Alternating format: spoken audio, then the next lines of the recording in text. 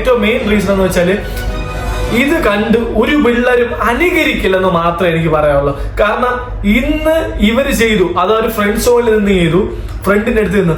നമ്മളൊക്കെ ഇങ്ങനെ ചെയ്ത് കഴിഞ്ഞാൽ ചിലപ്പോ അടി ഏത് മൂക്ക് എന്ന് വരുമെന്നറിയില്ല. അവനെങ്കിലും മടല് കിട്ടില്ലെങ്കിൽ കൈയെങ്കിലും വെട്ടിയിട്ട് അടിക്കും. അങ്ങനത്തെ പരിപാടിയാ ചെയ്യണത്.